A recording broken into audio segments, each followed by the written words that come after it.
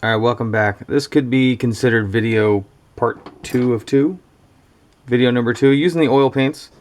Same three colors I had before. Black, white, I don't know, burnt umber, brown, red. Doesn't actually say on it. Solid piece of armor. It's a leftover piece from a T-34. Sprayed with Krylon spray paint. Just a little bit of rattle can. Not primered, that's why I get a little discoloration here. One of the hardest things that I've found is taking a solid colored tank, aircraft, whatever it might be, and getting that natural discoloration that happens in the paint. Sherman tank's a great example. One color, solid green.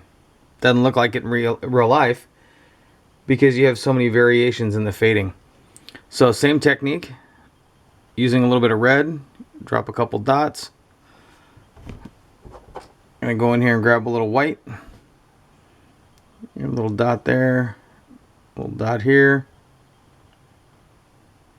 Get a little dot right there. Wipe some of that off, get some of the black.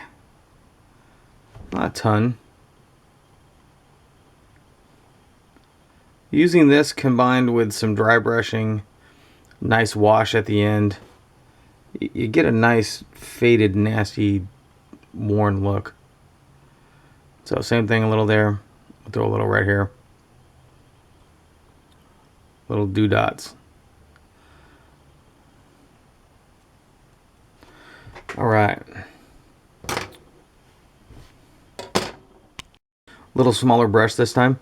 I like flat brushes for this kind of technique. Use the same thing for dry brushing, which will be the next video. Some basic dry brushing.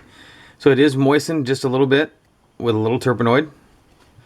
And then we're just going to swirl the stuff into here. You want to kind of swirl it in place a little bit. That one can be a streak. So it kind of looks funny right now, but you wipe the end of that brush off a little bit and just kind of start working it in. Start feathering it in a little bit. Rub that oil paint around.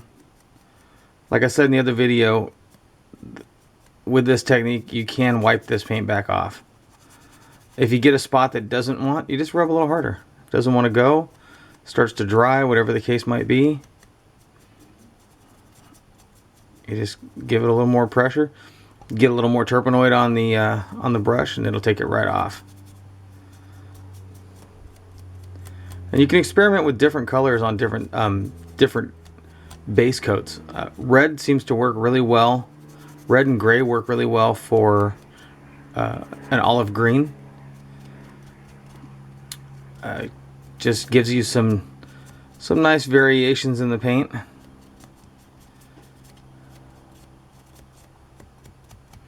Okay, very quick, very easy. Get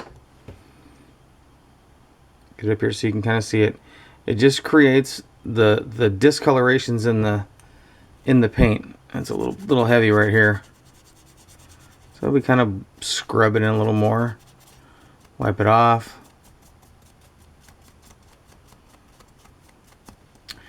There you go. Pretty straightforward. Take that, you let it set up, throw a wash over the top of it. Maybe 2 or 3 washes if you're going for a nice dirty tank.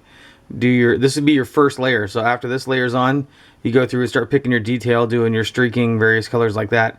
This just adds a slight variation to the paint so that it's not the same solid stark color of green. Very simple, very easy. I can't take credit for it. Once again, I got this from a book by Mig Hernandez. Thank you. Talk to you guys later.